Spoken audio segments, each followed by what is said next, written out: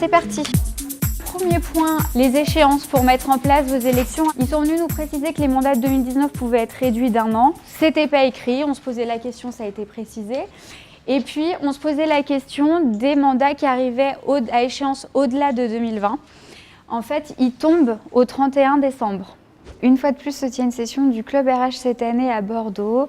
Cette journée sera l'occasion de faire le point tout d'abord sur l'actualité sociale, avec bien sûr un point sur notre fameuse réforme Macron. Où en est-on? La réforme de la formation, la réforme de l'assurance chômage.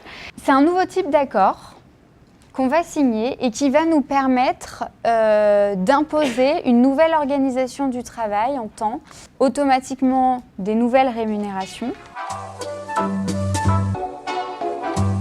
L'enjeu là, c'est de savoir comment on trouve un équilibre entre ce droit au respect de la vie privée et vos pouvoirs de contrôle. Dans mon cas, je vais vous parler des limites vie personnelle, vie professionnelle, les enjeux de votre pouvoir sur cette question-là, traiter de la question en lien avec le congrès des nouvelles technologies et comment gérer cette nouvelle technologie dans l'entreprise, et enfin faire un point sur le règlement général de la protection des données, la réglementation qui entre en vigueur à partir de mai 2018 et qui devrait remplacer la loi informatique et liberté. Il a été reconnu aux salariés un droit au respect de sa vie privée dans la relation de travail. Donc là, on est dans l'entreprise.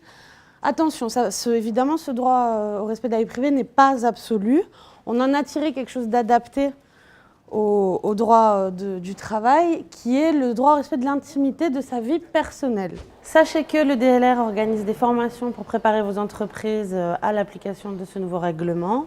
Nous nous déplacerons en région au mois d'avril et mai. Les inscriptions seront sur le site de DLR juste après le congrès. J'espère vous y voir nombreux. Cet après-midi, nous accueillerons Caroline Boulzaguet, avocate spécialisée en droit social, qui fera le point sur le règlement intérieur et les nouvelles informations et mises à jour de celui-ci dans les entreprises.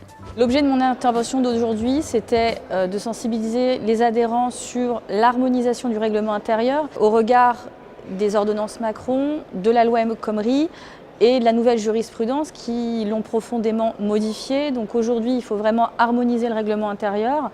C'est le document central de l'entreprise. Un règlement intérieur adapté, ça permet de mieux sanctionner et de mieux prévenir les conflits.